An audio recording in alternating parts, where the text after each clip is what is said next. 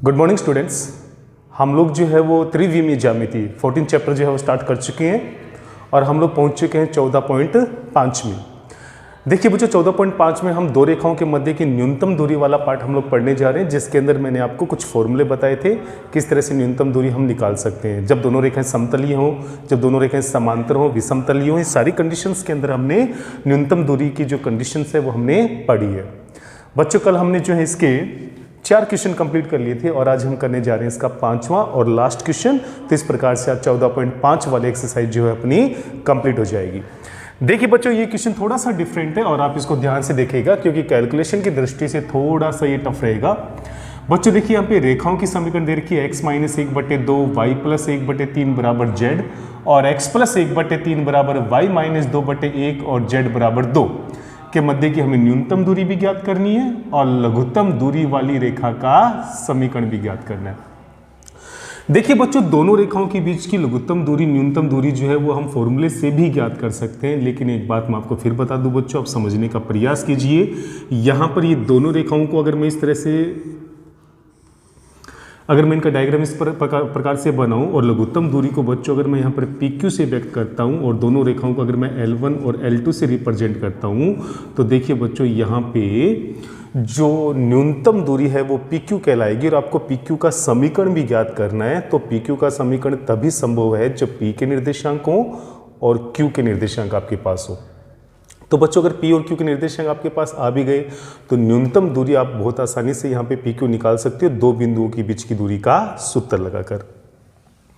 लेकिन बच्चों इसके निर्देशांक की रिक्वायरमेंट तो हमें इसलिए भी रहेगी क्योंकि हमें यहाँ पे लघुत्तम दूरी वाली रेखा का समीकरण भी ज्ञात करना है। तो दो बिंदुओं से होकर गुजरने वाली रेखा के समीकरण का फॉर्मूला तभी संभव है जब यहाँ पर ये दोनों निर्देशांक आप निकाल सको।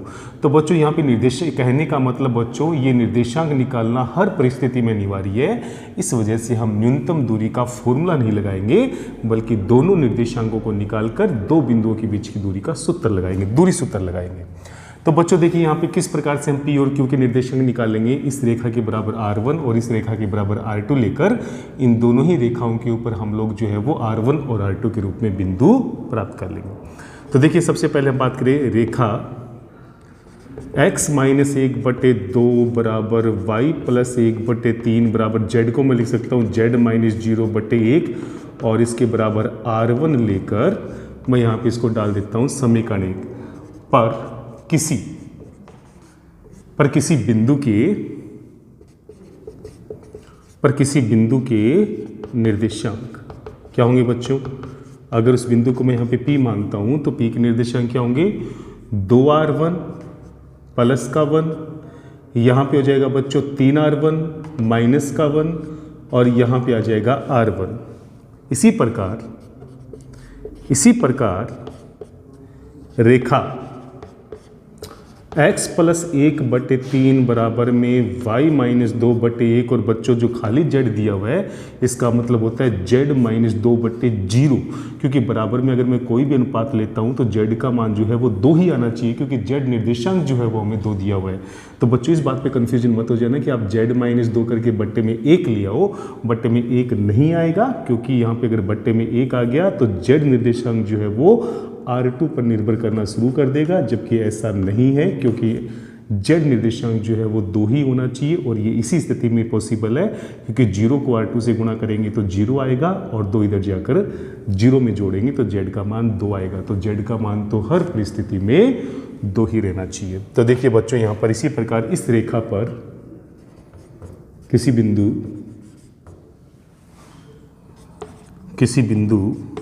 Q के निर्देशांक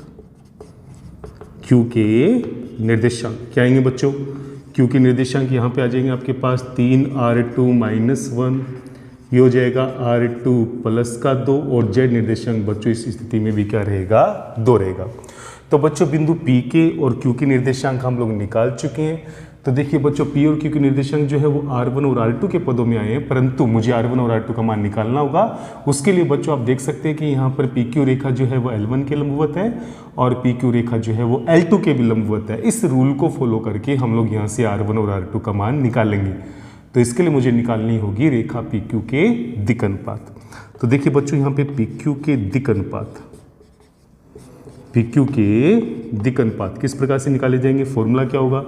x2 minus x1, y2 minus y1 और z2 माइनस z1।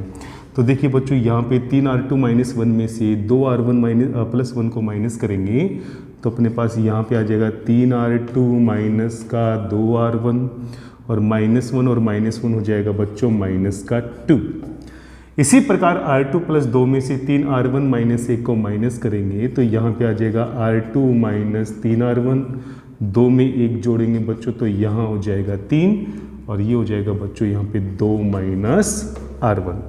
तो बच्चों यहाँ पे हमने PQ के दिक् अनुपात निकाल लिए हैं और रेखाओं के दिक् अनुपात आपको यहाँ पे दिए गए हैं। तो बच्चों चूंकि ये दोनों रेखाएं जो है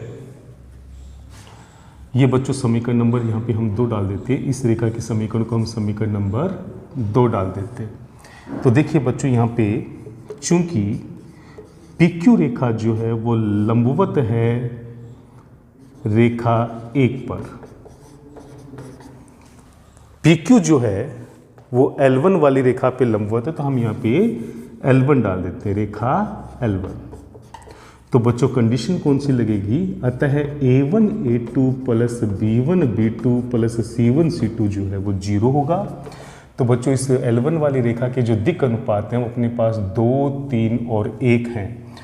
तो PQ के दिक् अनुपातों को 2, 3, 1 से गुणा करके बराबर 0 लेंगे तो बच्चों ये आ जाएगा अपने पास यहाँ पे 2 इंटू में 3r2 माइनस का 2r1 माइनस का 2 प्लस में बच्चों यहाँ पे आएगा 3 इंटू में r2 माइनस 3r1 प्लस का 3 और बट्टे में यहाँ पर 1 है तो प्लस 1 इंटू में 2 माइनस r1 बराबर 0।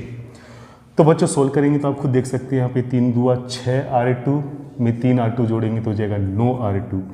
तो यहाँ पे आ जाएगा 9r2, ये हो जाएगा बच्चों माइनस का 4r1 माइनस का 9r1 हो जाएगा माइनस का 13r1 और माइनस का r1 हो जाएगा बच्चों माइनस का 14r1। संख्या की बात करें तो 2 दुआ हो जाएगी 4 माइनस 4 और प्लस का 9 यानी कि प्लस का 5, 5 और 2 हो जाएगा बच्चों 7 और बराबर में हो गया 0। तो ये बन जाएगी समीकरण नंबर 3। इसी प्रकार देखिए बच्चों यहाँ पे जिस प्रकार PQ रेखा जो है वो L1 पे लंबवत थी, इसी प्रकार जो PQ रेखा खंड है वो लंबवत है L2 रेखा पर। तो देखिए बच्चों यहाँ पर अपने पास वही कंडीशन लगेगी A1 A2 plus B1 B2 plus C1 C2 बराबर 0। तो देखिए बच्चों यहाँ पर भी वही कंडीशन लगाएंगे। तो यहाँ पर जो दूसरी रेखा के दिक् अनुपात हैं वो 3, 1, 0 हैं। तो बच्चों यहाँ पे आपके पास आ जाएगा 3 इंटू में यहाँ पर आ जाएगा आपके पास 3r2 माइनस का 2r1 माइनस का 2 प्लस में 1 इंटू में r2 माइनस का 3r1 और प्लस का 3 और प्लस में 0 इंटू में यहाँ पे आ जाएगा 2 माइनस r1 बराबर 0। तो बच्चों यहाँ पे आ जाएगा आपके पास 9r2 माइनस का 6r1 माइनस का 6 plus r2 minus 3r1 plus का 3 बराबर 0। तो देखिए बच्चों 9r2 में r2 जोड़ेंगे तो ये हो जाएगा यहाँ पे 10r2 माइनस का 6r1 और माइनस का 3r1 हो जाएगा माइनस का 9r1 माइनस 6 और प्लस 3 हो जाएगा बच्चों यहाँ पे माइनस का 3 और बराबर में आ जाएगा 0 जो कि हो जाएगी समीकरण नंबर 4। अब देखिए बच्चों हम लोग यहाँ पे समीकरण 3 और 4 को सोल्व करेंगे। तो देखिए बच्चों क्या आएगा, समीकरण 3 व 4 को हल करने पर तो बच्चों ये कैलकुलेशन आप विलोपन विधि से बहुत आसानी से कर सकते हैं। तो बच्चों समीकरण 3 और 4 को जैसे हम हल करते हैं तो अपने पास जो r1 का मान है बच्चों वो तो आता है 97/59 97/59 और जो r2 का मान है बच्चों वो आ जाएगा अपने पास 105/59। तो बच्चों यहाँ पे जैसे आप समीकरण नंबर 3 और समीकरण नंबर 4 को विलोपन विधि से सोल्व करेंगे तो आपको r1 का मान 97/59 और r2 का मान 105/59 प्राप्त होगा। और जैसे आप r1 और r2 का मान बिंदु P और Q में रखेंगे तो हमें P और Q के निर्देशांक प्राप्त हो जाएंगे। r1 व r2 के मान बिंदुओं P तथा Q में रखने पर तो देखिए बच्चों जैसे हम लोग r1 का मान P के निर्देशांकों में रखते हैं, P के निर्देशांक में R1 के स्थान पे अगर बच्चों मैं 97/59 रखता हूँ तो बच्चों मेरे पास जो बिंदु P के निर्देशांक हैं वो मुझे प्राप्त होते हैं 253/59, 232/59 और 97/59। आप ये वैल्यूज जो है R1 की वो बिंदु P के निर्देशांक में रख के देखिएगा, आपको निश्चित तौर पे यही निर्देशांक प्राप्त होंगे। और Q के जो निर्देशांक प्राप्त होंगे बच्चों वो हो जाएंगे 256/59, ये हो जाएगा बच्चों 223/59 और Z निर्देशांक हमें दे रखा था 2। तो बच्चों इस प्रकार से हम लोग बिंदु P और Q के निर्देशांक जो है वो प्राप्त कर सकते हैं। और बच्चों जैसे ही मुझे बिंदु P और Q के निर्देशांक प्राप्त होते हैं, मेरे को जो यहाँ पे दो बातें पूछी गई थी, न्यूनतम दूरी और लघुत्तम दूरी वाली रेखा का समीकरण, वो दोनों ही चीज़ें मैं बहुत आसानी से प्राप्त कर सकता हूँ। तो बच्चों उम्मीद करता हूँ कि यहाँ तक आपको जरूर समझ में आया होगा। कैलकुलेशन आपको ही करनी पड़ेगी और कैलकुलेशन की दृष्टि से थोड़ा सा बड़ा क्वेश्चन है, लेकिन बच्चों इसकी जो थीम है वो आपको समझनी बहुत अनिवार्य है। चलिए बच्चों हम निकालते हैं न्यूनतम दूरी और लघुत्तम दूरी वाली रेखा का समीकरण। के बीच की न्यूनतम दूरी की बात करें तो यहाँ पे जो न्यूनतम दूरी है वो दूरी PQ है। और PQ कैसे ज्ञात करेंगे?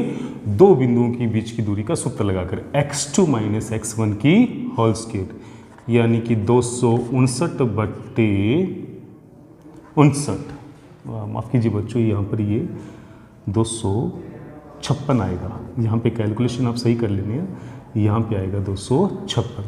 तो बच्चों यहाँ पे आ जाएगा आपके पास 256/59 - 253/59 की होल स्क्वायर, यानी x2 - x1 की होल स्क्वायर, प्लस में आएगा बच्चों यहाँ पे 223/59 और माइनस में आ जाएगा बच्चों 232/59, यानी कि y2 - y1 की होल स्क्वायर, और प्लस में बच्चों आपके पास आ जाएगा 2 - 97/59 की होल स्क्वायर। अब देखिए बच्चों यहाँ पे PQ जो है वो किस प्रकार से सोल्व करेंगे। 59 यहाँ पे लघुत्तम आएगा, 256 में से 253 घटाएंगे तो यहाँ पे 3/59 की होल स्क्वायर। इसी प्रकार बच्चों 223 में से 232 घटाएंगे तो यहाँ पर बचने वाले हैं -11, यहाँ पे -9, 7 और 2 -9/59 की होल स्क्वायर। और इसी प्रकार बच्चों यहाँ 59 को 2 से मल्टीप्लाई करेंगे तो ये हो जाएगा 118, और 118 में से 97 को माइनस करेंगे तो ये हो जाएगा बच्चों 21/59 की होल स्क्वायर। अब देखिए बच्चों PQ का मान कैसे निकालेंगे। यहाँ पे 3/59 की होल स्क्वायर, प्लस बच्चों यहाँ से भी मैं 3/59 की होल स्क्वायर को बाहर निकाल सकता हूँ, माइनस का वर्ग प्लस हो जाएगा, और यहाँ 9 को मैंने 3 × 3 में तोड़ा है तो 3/59 का होल स्क्वायर बाहर आ गया, तो यहाँ पे 3 का वर्ग यानी कि 9 बचेगा। इसी प्रकार बच्चों 3/59 की होल स्क्वायर को अगर मैं यहाँ से भी निकालता हूँ तो 21 को मैंने 3 × 7 में तोड़ा है तो 3/59 की होल स्क्वायर आ गया बाहर, तो यहाँ बचेगा 7 का वर्ग, यानी इसके गुणा में आ जाएगा 49। तो देखिए बच्चों PQ का मान कैसे आएगा। प्रत्येक पद में 3/59 की होल स्क्वायर है तो वो वर्गमूल से बाहर आकर 3/59 बनेगा, तो यहाँ बचेगा 1, यहाँ बचेगा 9, यहाँ बचेगा 49। तो कुल मिलाकर 3/59 इंटू में 49 और 1 50 और 9 59, यानी √का 59 आएगा। तो √59 से √59 को माइनस करेंगे तो ये हो जाएगा 3/√का 59। तो बच्चों अपने पास PQ का जो मान है वो 3/√59 के रूप में हमें प्राप्त हो जाएगा, जो कि दोनों रेखाओं के बीच की न्यूनतम दूरी है। तो बच्चों यहाँ पे दोनों रेखाओं के बीच की जो न्यूनतम दूरी है वो 3/√59 के रूप में हमें प्राप्त हो गई। अब देखिए बच्चों यहाँ पे दोनों रेखाओं के बीच की न्यूनतम दूरी प्राप्त करने के बाद अब हमें यहाँ पे लघुत्तम दूरी वाली रेखा का समीकरण ज्ञात करना है। तो आप देखिए बच्चों यहाँ पे रेखा का समीकरण, लघुत्तम दूरी वाली रेखा का समीकरण। देखिए बच्चों दो बिंदुओं से होकर गुजरने वाली रेखा का समीकरण कार्य के रूप में आपको बताया हुआ है x - x1/x2 - x1, y - y1/y2 - y1, z - z1/z2 - z1। तो देखिए बच्चों यहाँ पे क्या आएगा x - x1, तो बच्चों जो p के निर्देशांक थे वो अपने पास यहाँ पे x1, y1, z1 होंगे और ये जो q के निर्देशांक हैं वो x2, y2 और z2 होंगे। तो बच्चों यहाँ पे आ जाएगा x माइनस x1 अर्थात 256/59 और बट्टे x2 माइनस x1 की वैल्यू जो है बच्चों अपने पास यही आने वाली है। यहाँ पे x1 की वैल्यू बच्चों 253 होने वाली है, 253। ये x1, y1, z1 और ये है x2, y2 और ये हो जाएगा z2। तो देखिए बच्चों अपने पास यहाँ पे बट्टे में आएगा x2 माइनस x1 का जो डिफरेंस है वो 3/59 ही आने वाला है, क्योंकि ये x2 माइनस x1 है, ये y2 माइनस y1 है और ये z2 माइनस z1 है। तो बच्चों इसके बट्टे में आ जाएगा 3/59। y माइनस y1 तो बच्चों यहाँ पे आ जाएगा 232/59 और बट्टे में y2 माइनस y1 करेंगे तो माइनस का 9/59 और इसी प्रकार z माइनस z1 तो बच्चों यहाँ पे जो z1 की वैल्यू है वो है 97/59 यानी कि 97/59 और बट्टे में z2 माइनस z1 की जो वैल्यू है वो आई है 21/59। तो बच्चों ऊपर अंश में जो है वो 59 लघुत्तम आएगा जो कि इस बट्टे वाले 59 से हो जाएगा कैंसिल। तो यहाँ पे आपके पास आ जाएगा 59x माइनस 253 और बट्टे में आएगा 3। यहाँ पे आ जाएगा बच्चों 59y माइनस का 232/59 और यहाँ पे आ जाएगा बच्चों 59z माइनस का 97 और बट्टे में आ जाएगा 21 और यहाँ बच्चों आएगा आपके पास माइनस का 9। तो 59 से 59 कैंसिल हो गया तो यहाँ बचेगा माइनस का 9। अब पूरी इक्वेशन को यहाँ पे बच्चों 3 से अगर मैं गुणा करता हूँ तो यहाँ बट्टे में देखिए 3 माइनस 9 और 21 जो है वो 3 से डिवाइड हो जाएंगे। तो बच्चों अपने पास जो फाइनल समीकरण है वो आएगी 59x माइनस 253/1, ये आ जाएगा आपके पास 59y माइनस 232/-3 और ये आ जाएगा बच्चों 59z माइनस का 97 और बट्टे में आ जाएगा 7। तो बच्चों यहाँ पे इस प्रकार से हम लोग इस क्वेश्चन को कंप्लीट कर सकते हैं। इसकी कैलकुलेशन जो है वो थोड़ी सी टफ रहेगी, लेकिन आप जैसे इस कैलकुलेशन को अपने हाथ से एक बार प्रैक्टिस में लेके आओगे तो फिर आगे आपको प्रॉब्लम नहीं आने वाली है। तो बच्चों इस प्रकार से हम बिंदु P और Q के निर्देशांक प्राप्त करके न्यूनतम दूरी भी ज्ञात कर सकते हैं और लघुत्तम दूरी वाली रेखा का समीकरण भी ज्ञात कर सकते हैं। बच्चों हम इनको कार्तीय रूप से सदिश रूप में बदल के या कार्तीय रूप में ही रख के न्यूनतम दूरी का फॉर्मूला निकाल कर भी हम ये दूरी प्राप्त कर सकते थे, परंतु बिंदु निकालना इसलिए अनिवार्य था क्योंकि मुझे लघुत्तम दूरी वाली रेखा का समीकरण भी ज्ञात करना था। तो जब निर्देशांक निकालने ही थे तो फिर दो बिंदुओं के बीच की दूरी के सूत्र का इस्तेमाल करके मैं यहाँ पे ये न्यूनतम दूरी जो है वो प्राप्त कर सकता हूँ। तो आज के लिए हम लोग इतना ही करेंगे। अब हमें जो नेक्स्ट प्रश्नावली है वो 14.6 स्टार्ट करनी है, जो कि रेखाओं से हटके है, अर्थात समतल के बारे में हम लोग पढ़ने वाले हैं। यहाँ तक हमने दोनों रेखाओं के बीच का कोण ज्ञात करना, दोनों रेखाओं के बीच की दूरियाँ ज्ञात करना, दोनों रेखाओं के समीकरण ज्ञात करना, कार्तीय रूप में, सदिश रूप में, अर्थात रेखाओं से संबंधित जो भी पार्ट था वो हम कंप्लीट कर चुके हैं। अब हम बढ़ने वाले हैं समतल की तरफ, जिसके लिए आपको इंतजार करना होगा कल तक के वीडियो का। तो बच्चों यहाँ तक 14.5 अच्छे से आप लोग कंप्लीट करें और इन सभी क्वेश्चंस के ऊपर आप लोग अच्छे से अभ्यास करें और विशेष तौर पे इस क्वेश्चन के ऊपर आप जरूर अभ्यास करें, तब ये क्वेश्चन आप लोग कर पाएंगे। तो बच्चों किसी भी प्रकार का कोई भी डाउट हो तो ज़रूर पूछिएगा। जय हिंद, जय भारत।